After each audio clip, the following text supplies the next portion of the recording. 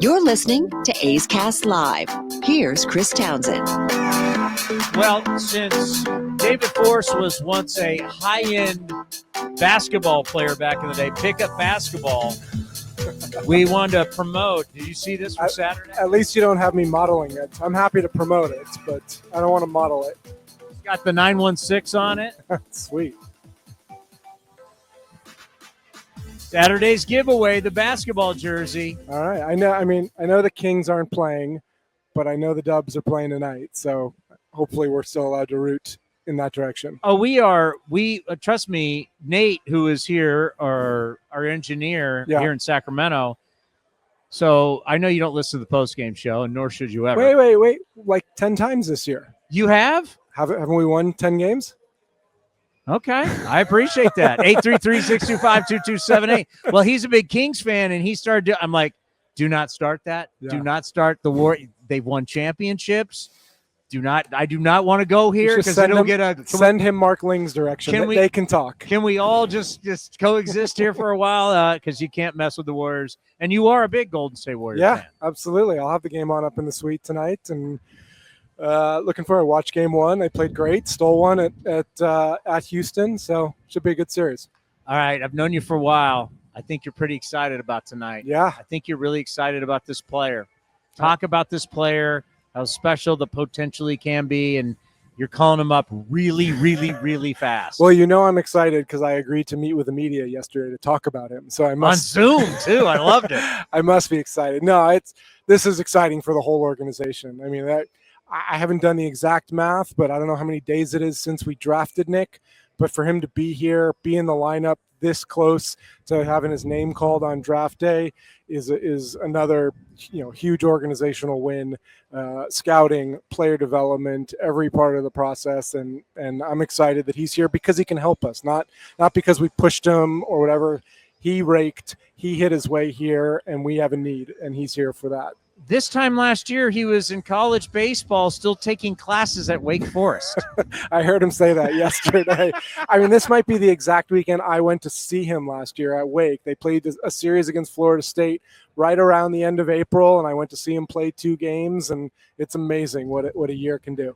You don't like to rush people. You don't have to rush people. No one's making you do anything. That's why it's like the same thing with Jacob last year. He's hitting 400 everywhere. You push your way here, but you have to really believe in this. For sure. Yeah, I think we spent a lot of years being really conservative and holding off as long as we possibly could. And the fact is the game is changing. Guys are getting here quicker. Guys are so much more prepared coming out of college. I mean, playing college baseball is really high level right now. And a lot of those guys, you see it. I mean, Wyatt Langford is maybe one of the 2 or 3 best players on this Rangers team, and he's not that far removed from the University of Florida. So it's happening. We've adjusted. We're excited for Nick. Before we get more into Kurtz, when talking about evaluating these players, has technology, and I would say technology like StatCast, where you get to see this guy hits the ball hard, you see it in AA, you see it in AAA, or pitchers, their holding velocity or whatever the break or whatever the spin, is there's so much data. Does that allow you to really believe like, okay, what I'm seeing is real, and it makes it easier to promote guys faster because the data is telling you the guys are the real deal?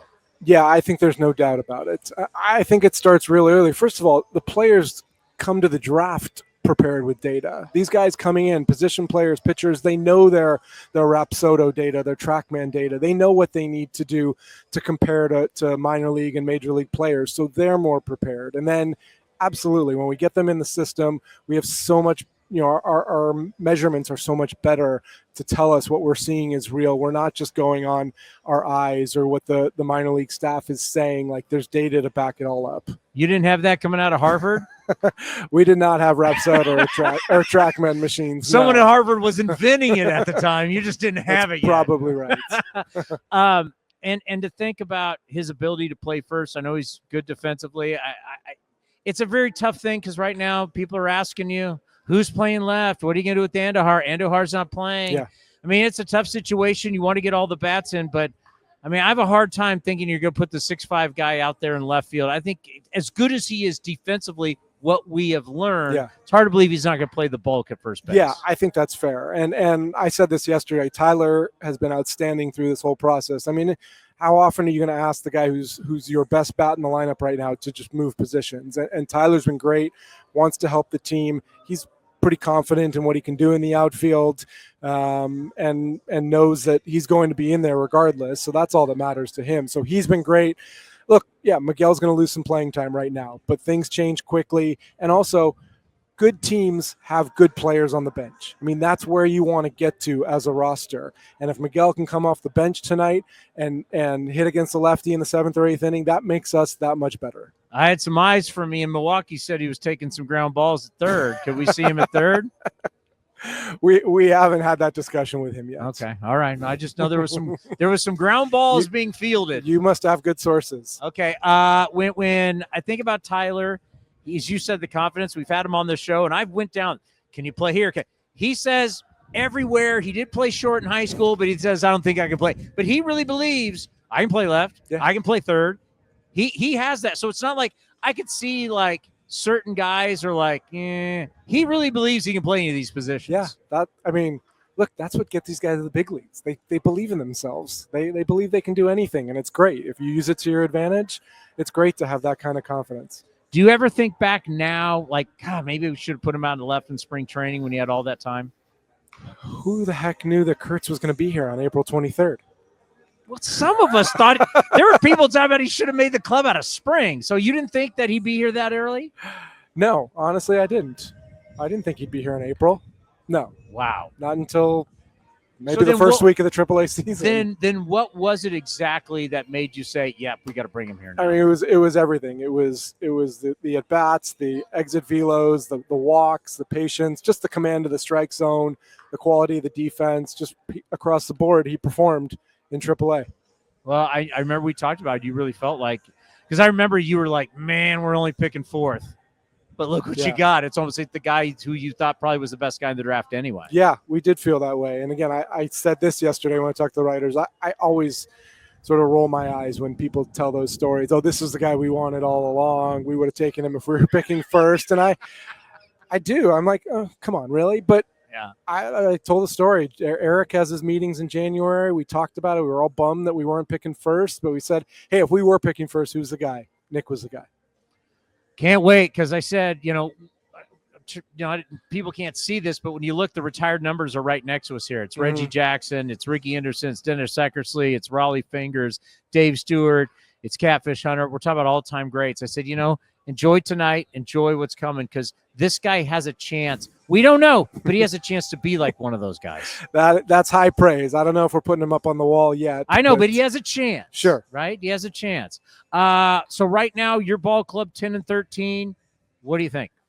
It's early. Look, I think we've played well at times. We've beaten some teams that we thought we should beat. We've come up short against, frankly, some of the best teams in the league. Cubs, Padres, Mets. Like, these are all likely playoff teams. So those are the teams we want to measure ourselves against. We've come up short.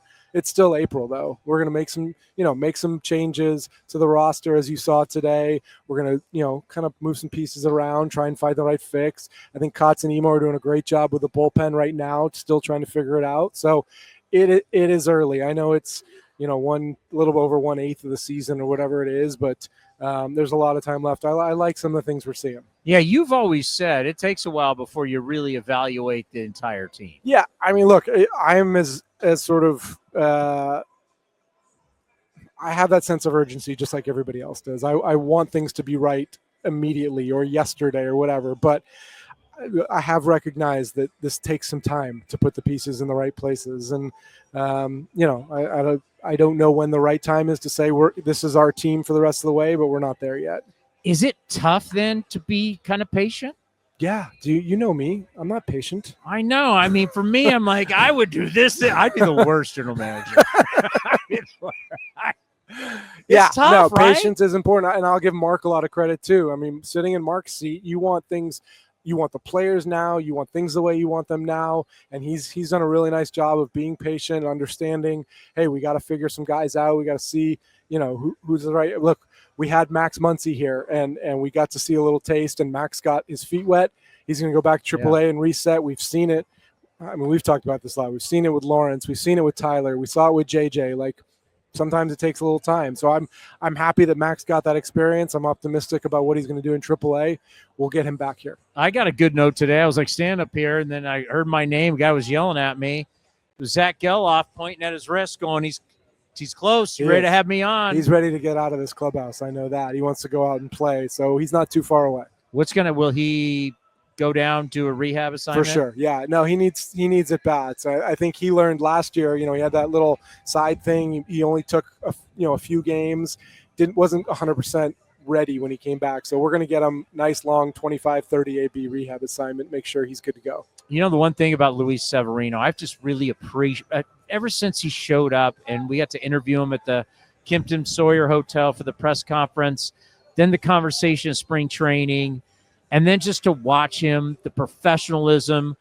We had a Yankees writer on who told us about Severino, what a leader he was, and how it just wasn't the Latin players. It was all the pitchers came to him. Yeah. We learned about just the leader that he is. And then to watch him go out a few outings, give up runs early, and then gut it out and look into the dugout and look at Marcotte, say, no, I got this. And he wants to keep going and keep throwing. It's like, that's leadership. That's why you paid this guy. I've been super impressed. How about you? I feel exactly the same way. And he's led by example. And the game here, like you said, gave up runs early, got us through 6 innings. The game in Milwaukee, he goes out and pitches 8 innings, gives the bullpen a day off, gets us a W. Like, those are the things that you expect from your number one. And he has been every bit of that.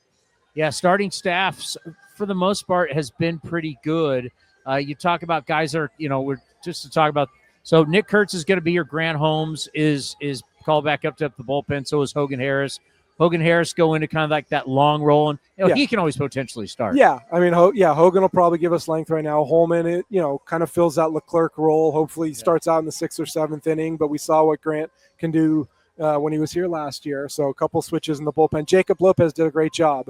Pitched 4 out of 8 days, and we needed a fresh arm. All right, so how about Leclerc, and then how about Springs? We know Leclerc on the IL. Yeah. How about Springs? Springs should be good for his next start. Okay. Yeah, we had the hamstring checked out. Seems like he feels good. Leclerc, we're going to get a second opinion, but he may be a little while, unfortunately. He felt his shoulder on one pitch last night, and that's usually not a good sign. No, that's not, and that's tough because he's trying to get his feet wet. Well, isn't it nice to play the American League again? Felt like I forgot. It's like National League. Like, do we play anybody in division? It's kind of nice to see the Rangers. It is and it isn't. I don't know that I want to see Rocker and DeGrom the next 2 nights, but it's a little more familiar. Our old friend Marcus is on the other side of things. So yeah, it feels a little more normal. On the thing about the stiff competition, what we've been through the last 2 years, basically learning and building this team. There is something about playing tough competition early. You learn a lot about yourself. Iron sharpens iron. I feel like that's going on with this team. And yeah, all these guys had to do was look across the diamond to see what it looks like. I mean, those are good teams. I mean, the Cubs are battling the Dodgers every day right now. Like I said, the Padres, one of the best records in baseball. So you look at what they're doing, how they play the game, the way they cover the field, little things like that. It's good for our guys. How are we on time? Do we got to get out of here? We're on a tight. David's the busy one, not us. So I mean, we still got you about. Always look at me like we still got about 13 minutes of the show ends. Well, I got to say, if you want us to get you one of these jerseys for your pickleball, a guy, yeah, my pickleball. You're a big pickleball. Just what guy I needed now. Was national pickleball recognition. Thanks, Jesse Rogers. Well, yeah. I hear you're pretty good. You've given up golf.